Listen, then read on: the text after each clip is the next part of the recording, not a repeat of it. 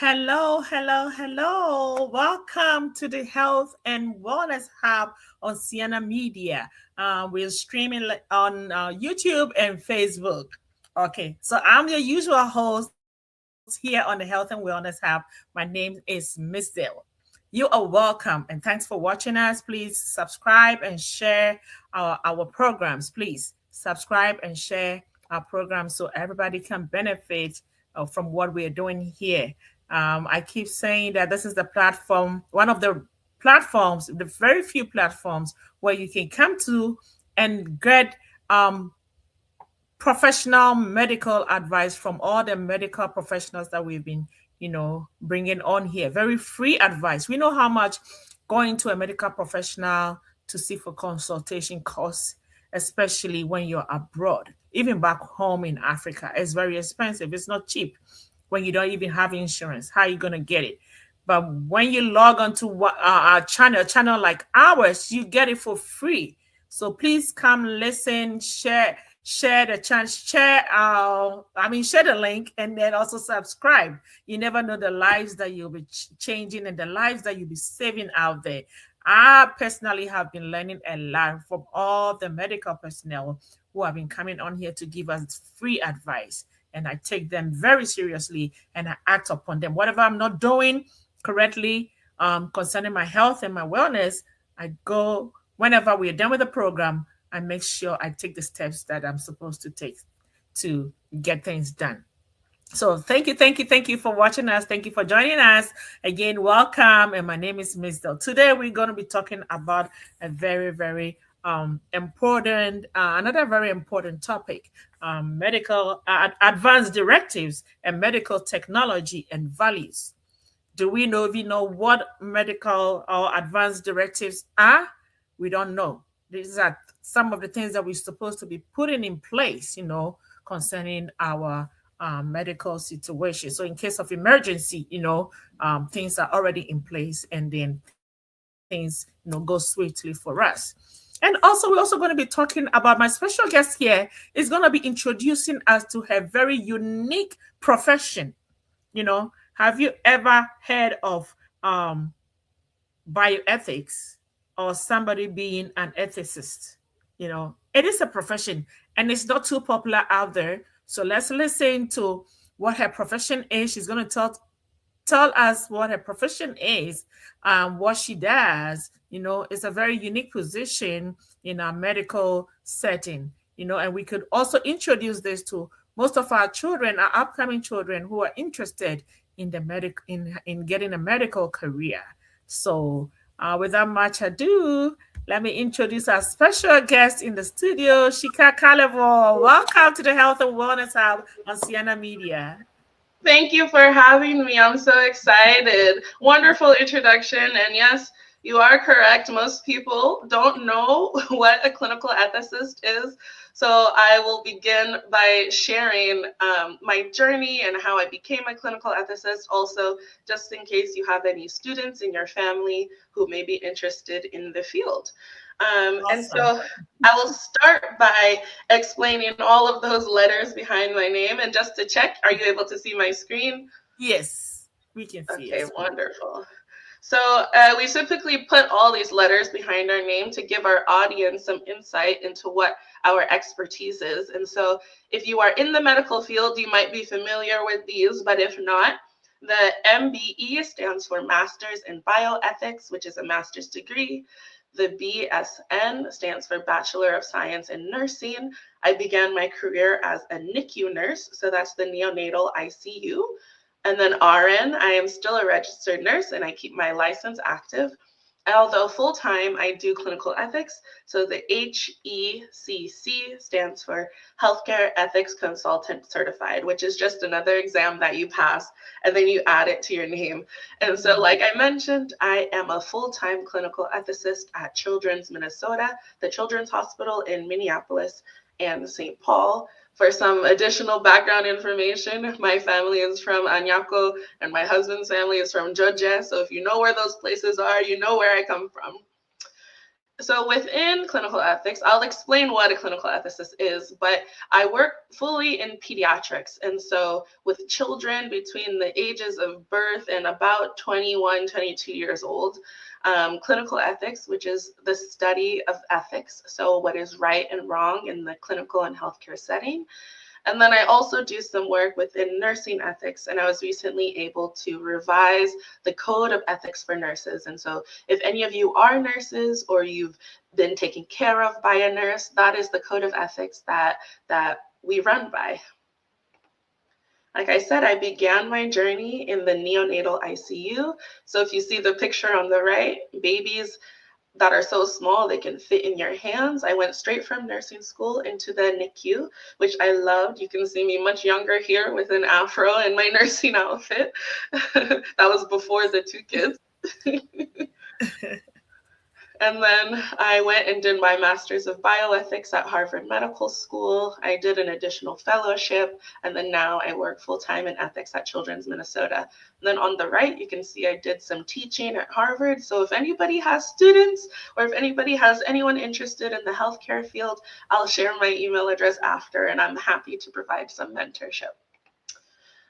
In addition, I do a lot of publications. So in the background, I do some writing. Those are just some of those publications. And then this is the Feda family. So my married name is Feda. I have two kids. They're downstairs. You might hear them running just in case, so you know. And then with that, we can get into the content. So we'll spend a little time figuring out what a clinical ethicist is. I'll talk a little bit more about what an advanced directive is and why you should have one. And then I'll do a little bit of Q&A, question and answer with Ms. Dell. And so my role as a clinical ethicist is identifying, analyzing, and attempting to resolve ethical problems that we see in healthcare. And when I say ethical problems, sometimes these problems arise because we have so much advanced technology now. We have technology that when used can keep your body alive, but may not return you to health. And so when I'm talking about advanced technology, think about interventions that will keep your body breathing, will keep your heart beating, but maybe your brain is no longer functioning. Maybe you're not aware or have any consciousness of what's happening. And so when you bring in an ethics consultant like myself, when you have value conflicts, and values are really important in life. Some values that are important to people are values around quality of life, quantity of life. Sometimes we disagree about these things, values around family decision making, or maybe somebody else likes making decisions as an individual. And so they call in a clinical ethicist like myself when there are questions about what is the best decision. And this gets extra complicated when we're in pediatrics, but today we're going to talk about adults and talking about advanced directives. And so we're going to cover these 4 questions. What is clinical ethics? I think I just covered it briefly. What is an advanced directive? And then how we incorporate the things that are important to us, our values, in our medical decisions, especially when we may not be awake or aware and able to make those decisions. And then the roles that our culture plays in these decisions. And so I'm going to give you a little bit of philosophy, a little bit of theory, but don't worry, there's no quiz at the end. So medicine and healthcare is really run by these 4 principles. We have autonomy, and so people living in the West, Canada, United States, those places, there's a big emphasis on autonomy, each individual person deciding for themselves about their medical care. So while one person may want a breathing tube in their throat to keep their body alive, another person might not want that. And so that's what we call autonomy, making decisions that you want for yourself and your body. Non-maleficence, avoiding harm. So many of you may have heard the phrase do no harm. That is the principle that many healthcare professions live by. Beneficence, attempting to provide benefit, so hoping that you recover in whatever medical situation that you are in. And then justice is really about fairness and how we distribute our resources. And so that is, if I was going to give you a master's in bioethics, I would want you to remember these four principles. And so getting into an advanced directive. So Ms. Dell introduced this idea, but what is it in practice? An advanced directive is a legal document, and it specifies your preferences about what you want in terms of medical treatment. And it also, in addition, I think this is the most important part, it designates a decision maker in the event that you become unable to communicate those choices yourself. And so the biggest and most important thing about an advanced directive is that you are naming somebody who can make a decision for you in the case that you can't make a decision. For example, if something happens, if something horrible happens, God forbid, like a stroke or something like that, and you're not able to speak for yourself or make decisions, most states will typically go to your spouse to make decisions for you. But you can always appoint somebody who you believe will make the decision that is in your best interest. And you're looking for somebody who will make a decision that aligns with your values, not their own. And so before putting anything in writing, before making an advanced directive, you really have to think about your values. And a lot of people don't think about their values and what's important to them until they are in situations like this. And so it leaves the hospital ethics committee or a clinical ethicist to kind of come in and make recommendations on what they perceive as would be in the person's best interest rather than what comes from your own mouth. And so it's really important to think about what quality of life means to you. If you were to get into an accident or a stroke or a heart attack, do you want a breathing tube put in your mouth? Do you want a feeding tube? Those are the things that you have to consider when you're writing your advance directive. When choosing somebody, it has to be somebody you trust that will make decisions that follow your wishes, even if they disagree personally. And so if something were to happen to me and I chose my husband as my decision maker, I want to make sure that he is going to make a decision that aligns with my wishes. So if I say, no, I don't want a breathing tube. If something happens to me, I believe it's my time to go. Even if my husband is grieving, even if he wishes that they could extend my life in any way, you want your designated decision maker to make the decision that aligns with your values. Sometimes people pick their children rather than their spouse or their best friend. As long as it's recorded in your advance directive, the hospital has to follow it. And then you also have to consider your stance on life-sustaining treatments. So it's really important to understand what some of these interventions are that are available at a hospital, such as a ventilator, CPR, which is cardiopulmonary resuscitation, when they're pushing down on your chest to make your heart beat for you, feeding tubes, and even things like organ donation. So there are all of these things to consider, but it's very important to, one, pick somebody who understands you, who knows you very well, and knows how to make decisions on your behalf. And then two, understanding what these interventions are that exist that can sustain your life. And this can vary from state to state, and that's why I didn't include like a template or an outline of what an advance directive looks like, because they look different depending on where you live. And so I live in the state of Minnesota. So what I can do really quickly, I can go into Google, I can type in advanced directive for the state of Minnesota and see what the steps require. Some states require a notary. Some states you can just talk to a social worker at a hospital or through your primary care. And so it really depends on where you live, but it really starts out with a Google search on what an advanced directive looks like in your respective state. And anybody of any age can have an advanced directive. And so there are different things regarding our values. So say you are in the hospital, it's important to communicate how you like to make decisions.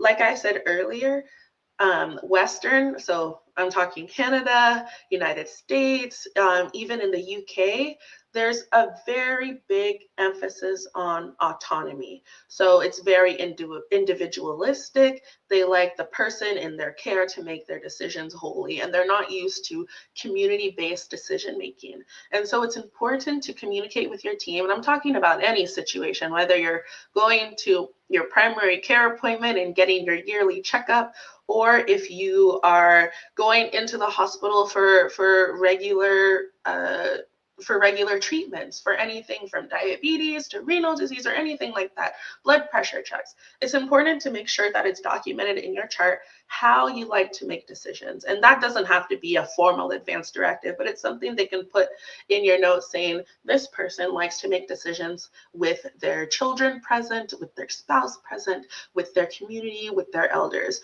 just so that it's documented somewhere in your record that this is the way you like to make decisions. Because oftentimes physicians and nurses were trained to really just, in the West particularly, are trained to just really focus on the individual, and they're not used to that community-based decision making. It's important to ask questions.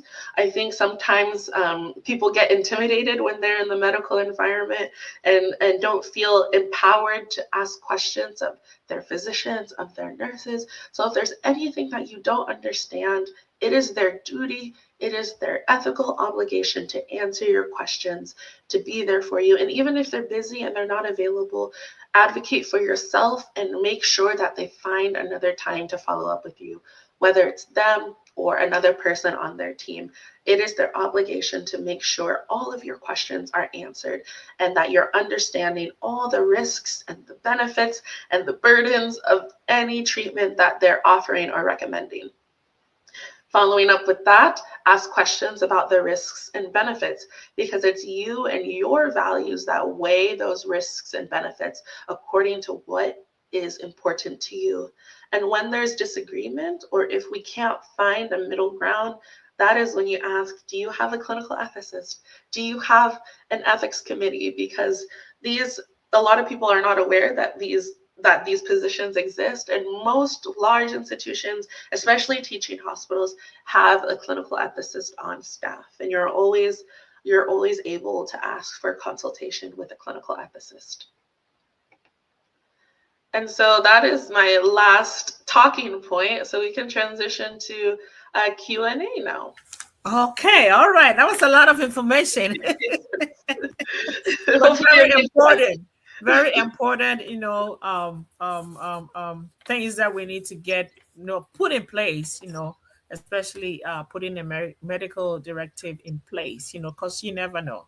This life is full of so many uncertainties. So yeah, very important. It's at a point, I think, having this kind of conversations in the family setting, especially in our African traditional, settings, considering our upbringing, the kind of stuff we are able to discuss as a family, sometimes it's very difficult bringing us such topics, because people, the moment you start, they think, oh, they have death in their mind. Oh, are you going to die? Are you sick? Is there something you're hiding from us? So, in that regard, how can a clinical ethicist help a typical traditional, African family or traditional communal values with the hospital's focus on individual patient autonomy?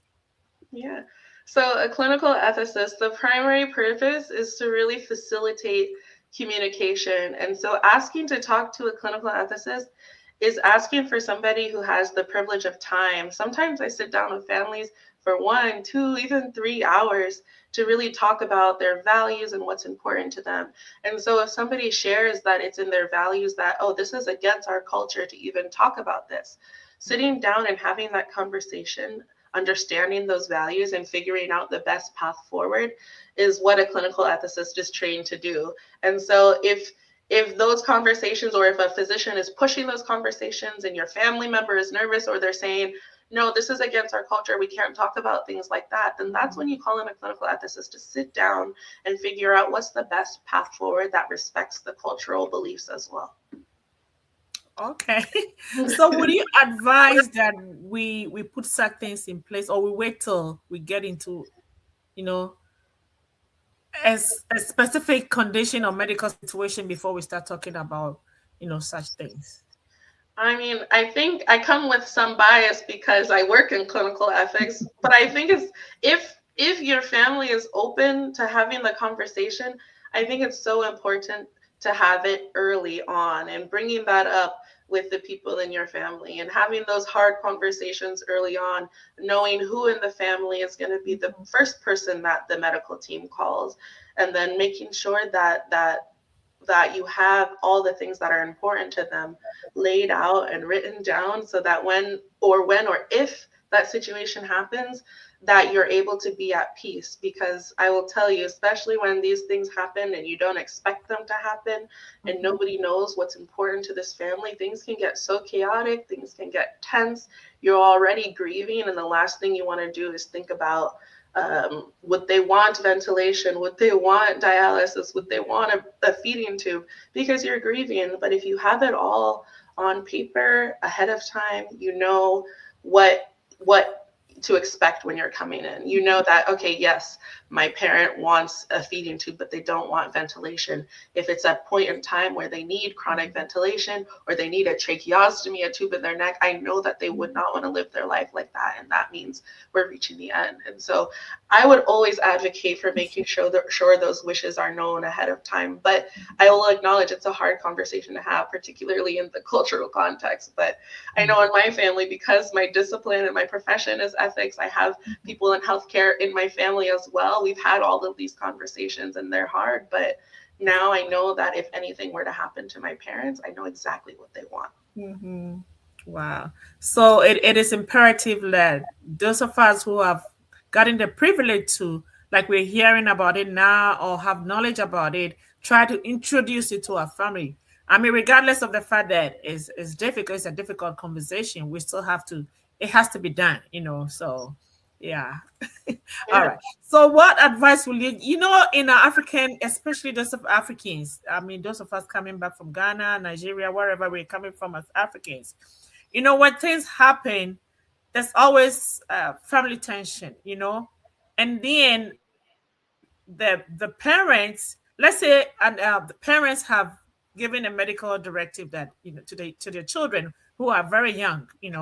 And then, unfortunately, or let's say the parents pass away, and then there's a medical directive, and then the family is also giving, you know a different, they're also taking different decisions.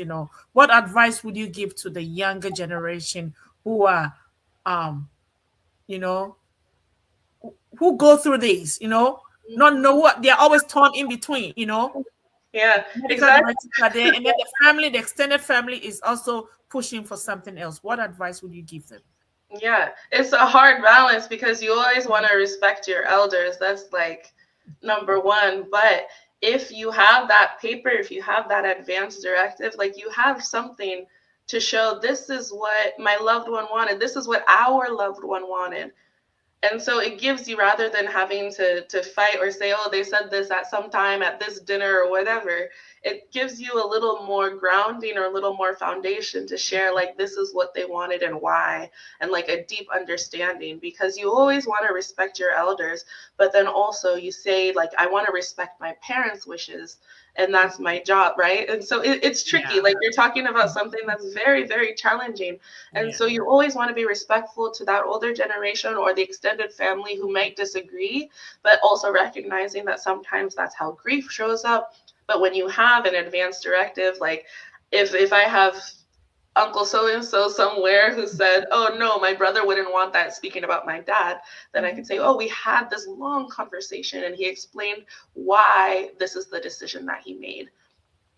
Okay. So, in that regard, how can we change that mindset, that negative mindset, you know, especially in these days where the technology is available for us to, advance, in life and in our medical, decision making. How can we help change, that negative mindset? Yeah, it can be hard because it's like this technology gave us a problem we didn't ask for. Because like if something like we have this advanced technology called ECMO. It stands for extracorporeal membranous oxygenation, and a lot of people don't know what it is, but it's the most advanced level of life support, and it's a machine that essentially does the work of the heart and the lungs at the Mhm. same time. We've actually had patients who have been on ECMO without a heartbeat, right? And it's like questions Wow. about, is this person alive or are they not? And so technology gave us these issues that we never expected. Uh, 20, 30, 40, even 50 years ago, questions about, should we be using it? Does this person truly want it?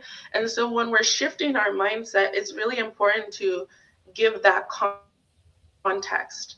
Like, back home, maybe this person would not have survived.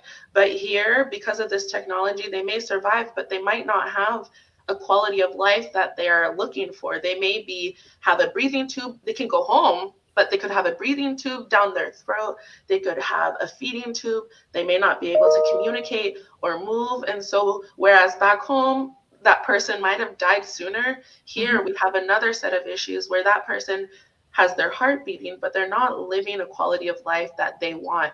And for some families, that's an adequate quality of life according to their values. And so for other families, that's not necessarily what they want for their life. Yeah.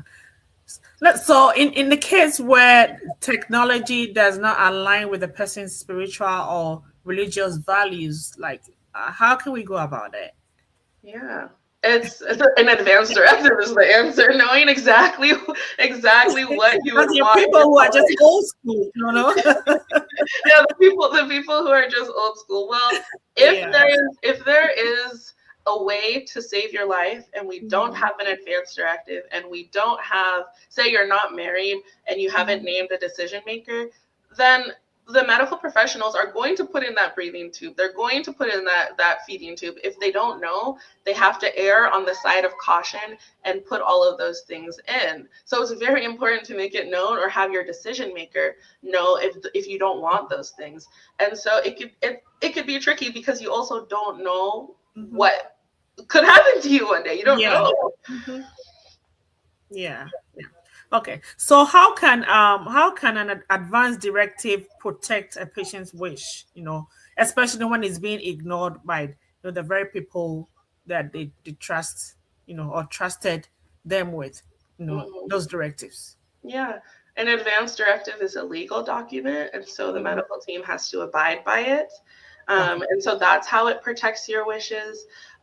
If you have a decision maker who is there and is not abiding by the advance directive, they would call in an ethics consultant, and it's a whole process, and there are policies. So you definitely don't want to go that route. That's why it's very important to pick Mhm. somebody who would also align with your wishes, because sometimes you write an advance directive, and then you're in a situation where you didn't actually write about what is going on with your body. And these are Mhm. all situations where you're not able to make decisions. So you might be unconscious, it might be temporary, or it could be forever. You don't know. And so it's just the advance directive is the legal document. And so the medical team, especially if you're an adult, will abide by it. It's a little bit more complicated with pediatrics, but I think that could be a whole other a whole other presentation. Mhm. Yeah. Okay. Thank you so much. All right. So another question is, in a situation where there's an advanced directive, okay, and then probably the extended family, do not understand. Probably it's written in English. Probably maybe they're francophones or in a local language. Is there any way to translate it to their understanding, or is there anybody who is available to help educate them in their language for them to understand? Yeah, a hospital must find an interpreter. And so Okay.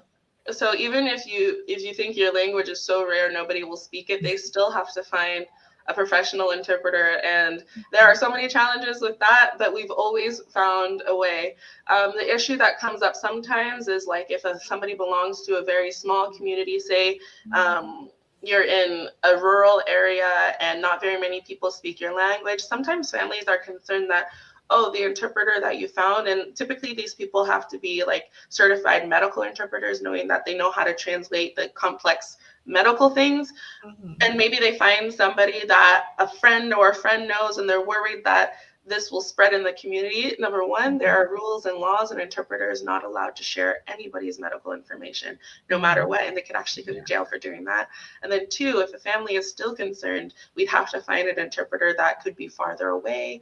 But it's still the hospital's job and obligation to find an interpreter that has the language that the family speaks, or the primary language that they're able to communicate in, because on the medical side, it's our ethical duty to make sure that the person and the family, if they choose to make decisions as a family, is educated about the risks and benefits, because that's how they make their decisions based on that information. So that information is essential.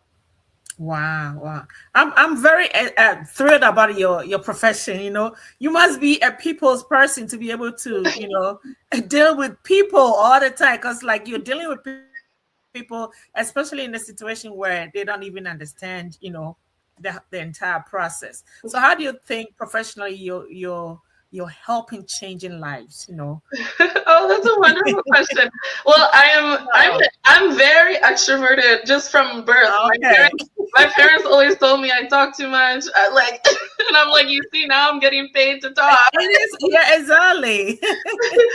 But yeah, it definitely helps. And then I think because, so you can't become a clinical ethicist just out of nowhere. Mhm. Typically, clinical ethicists have background in some healthcare discipline. You could be a nurse, you could be a physician. Sometimes lawyers go into clinical ethics too. Mhm. And so you need like a primary profession. And I Mhm. think coming from nursing helped Mhm. me be better at interacting with people, because I was an ICU nurse. And so in the hospital that I worked at, it took the sickest babies Mhm. from 4 different states. We were not attached to a delivery hospital, so every single baby in our ICU came from Mhm. either a helicopter or an ambulance. And so being able to communicate and work with families who are experiencing the worst experience of their lives, their baby is so sick, really helped me gain that skill of being able to navigate these Mhm. complicated situations. And so, yes, I'm extroverted. I tend to be jovial and happy, but I also know how to be compassionate and hold a Mhm. family's hand when they're going through really challenging times, and Mhm. learn more about their stories and ask questions and listen. And so that's where I feel I make the most impact. And then in Mhm. addition, just doing a lot of helping write the code of ethics for nurses was really Mhm. special to me. And I think doing that helped create change as a society. And so I'm really Mhm. proud of that as well. And so just using my voice in different ways, even if my parents told me I talk too much, now it's my whole profession. So I'm happy I kept talking. Awesome, awesome, awesome. It's been nice. It's been a very educative session and an eye opener.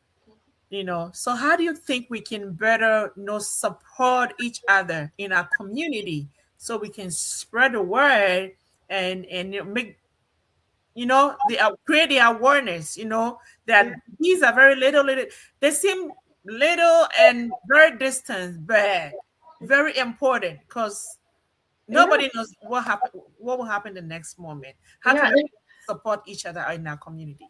yeah. And there are ways to ask these questions to people you love. Instead of saying, oh, mommy, do you have an advanced directive? You could say, mommy, what's important to you in your life? That's how you hear about values. Or what does a good quality of life look like to you? And they could share anything, whether that is making sure I can walk in the sun, or making sure I can be independent and free from machines. Like those are all good pointers. So if it's hard to start that conversation, just asking open-ended questions. I am always like, when I'm around my aunties and my mom, I just love asking them questions about their lives, about what's important to them. And it's like Mhm. I just get all of this insight into knowing them better. And so it's not necessarily jumping right into what you want in your advanced directive is really just being curious about the people around you if they're open to talking to you. And so it's really a skill, but you can always ask those open-ended questions just to learn more about them before jumping into those bigger questions about what would you want if something happened to you. Wow. Well, one final question. So, is it expensive to get an advance directive done? It depends on what state you're in. Some require a notary, some do not. I think if cost is an issue, if your state requires something like that, then just make sure it's written down somewhere. Just do what you can, or just communicate it when you're in your primary care appointment and say, "Hey, could you put this in my chart so that it's written down somewhere, Okay. that somebody heard it somewhere?" Because if something happens and we're like, "Oh, we can't find an advance directive," a social worker out there is going to look through your chart and find something that you said, because we want any sort of insight into what you would have wanted. Wow, wow, wow. It's been an exciting section with you. I have, I got something else to go and talking to my family and my friends about. Like, hey, when I meet you, do you have an advance directive? And I personally have to get one done too. So, Absolutely.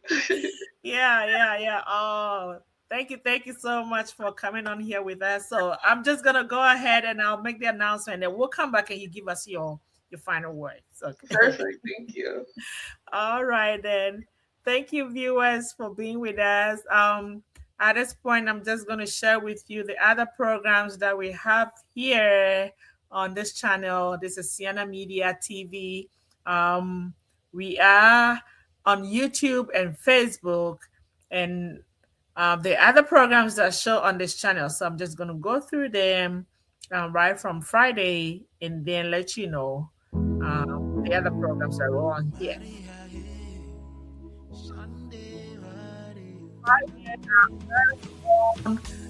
DJ Mawanyega comes our way with African jazz and traditional music panorama. That's every Friday, 8 p.m. Eastern Time or 7 p.m. Central Standard Time. Yes, if you need quality music, quality jazz music, quality African music for your Friday relaxation, look nowhere. Just come on here to this channel and you will get it. Okay. All right. And it's hosted by DJ Lawrence Mawega. All right. And then Saturday mornings, we are here with the health and wellness, on the health and wellness hub. We have various professionals, healthcare professionals who come on here to talk to us about different healthcare topics, so we can continue living healthy lives. Yes. And then right after that, we have Steve and Empress Malshi will come our way with the Sienna Central Talk Show. And it's also at 11 a.m. Eastern Standard Time, or that would be 11 a.m. Eastern Standard Time, or here on this channel. That is right after our show, So right after our show, they come on here and also talk about everything that is going on concerning Sienna, or the projects that we're doing back home, and all that the various associations here are also doing. And also the ultimate is our Sienna that comes on Memorial Day weekend, So please stay tuned and keep watching our channel. After that, we have the Dunyo Bobobo show coming your way all the way from Ghana, hosted by Mama MFR in collaboration with Top Radio all the way from Ghana. And they also talk about various topics, that concerns everyone. All right. Okay. And then after that, Miss Strawberry comes our way, Dr. Wanyo, Dr. Dogbe, and all his entourage. Some of them are also from Ghana. We join them in the studio to teach us our rich language. So, especially for our kids who are abroad, who've been born abroad, let's do well to let them log in or go on to learn our Ever language. Very important. So these are the shows for Saturday. And then on Sunday, our sister Nicole comes our way with Faith and Culture. Yes. She also hosts a lot of people who come on here to teach us about our faith and our culture, our very rich culture back home. So these are the few programs that run on this channel um, from Friday to Saturday. Okay, there are other ones that are going to come our way, but for now, these are the few ones that we have. So please, please, please continue to share and subscribe to our channel.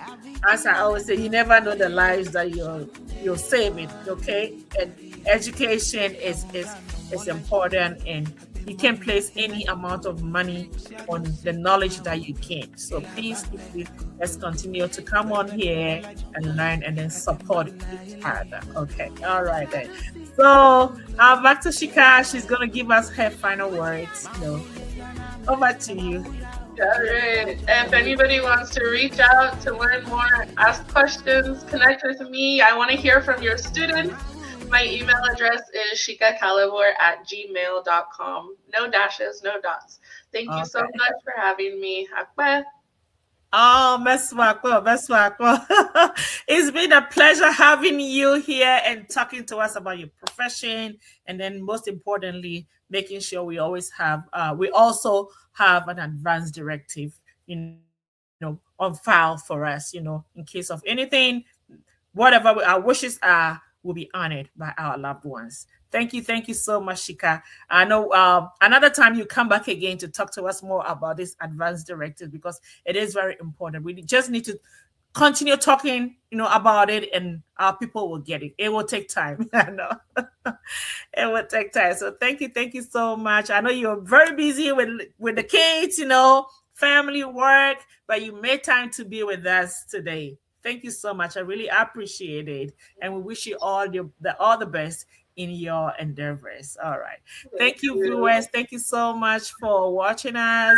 Once more, this has been a health and wellness hub, and today we've spoken about having an advanced directive, and also Shika also talked to us about her a unique job as a clinical ethicist. All right, there. So until we come your way again next Saturday, please stay strong, be healthy, and be sure to always take the advices that you've been given and act upon it. I always do it, so please do same, and let's keep being healthy and strong so we can take care of our family and our friends back home. Until we come your way again, stay strong and be healthy, and remember, your health is your wealth. Stay blessed. Bye bye.